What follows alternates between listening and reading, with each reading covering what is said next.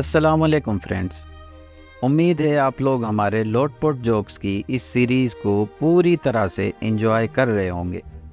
تو چلیے شروع کرتے ہیں اس سیریز کی ایپیسوڈ نمبر 4۔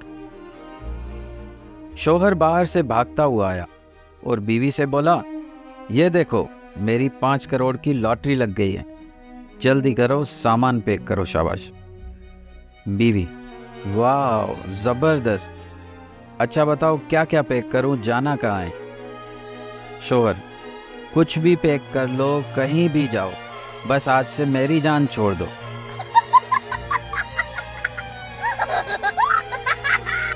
ایک جگہ پر اشتہار لگا تھا کہ اپنا پرانا موبائل دے جائیں اور نیا لے لیں۔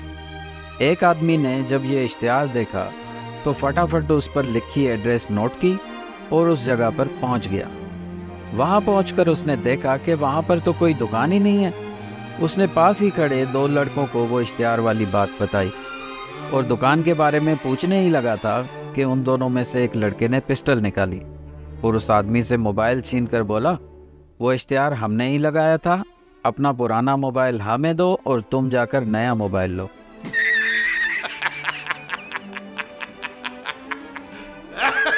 ایک بیوی نے اپنے شوہر کو دوسری عورت کے ساتھ گھومتے ہوئے دیکھ لیا۔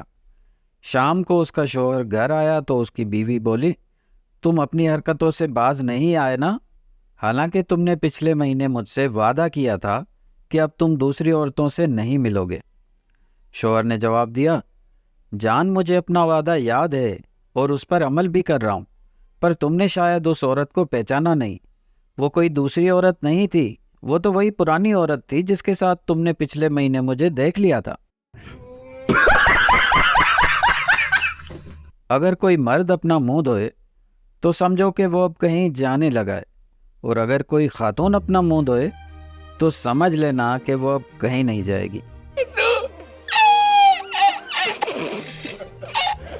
آفس میں ایک میٹنگ کے دوران باس نے اپنے امپلائیز کو ایک جوک سنایا۔ جوک سن کر سارے امپلائیز بڑی زور زور سے ہنسنے لگے سوائے ایک کے۔ باس کو بڑی حیرت ہوئی۔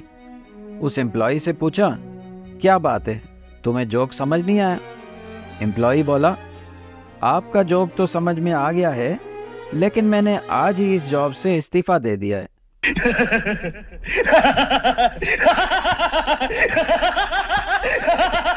ایک آدمی بھاگتا ہوا ہوٹل مینیجر کے پاس آیا اور بولا، آپ جلدی میرے ساتھ چلیں، میری بیوی بہت غصے میں ہے اور وہ کھڑکی سے کود کر خودکشی کرنا چاہتی ہے۔ مینیجر بولا، تو اس میں کیا کر سکتا ہوں؟ وہ آدمی بولا، ارے یار وہ کھڑکی اٹک گئی ہے، کھل ہی نہیں رہی۔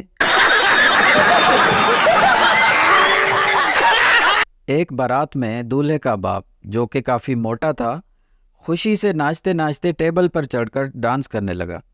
وہاں ساتھ ہی کھڑا ایک لڑکا بولا، واہ لگتا ہے کافی مضبوط ٹانگیں۔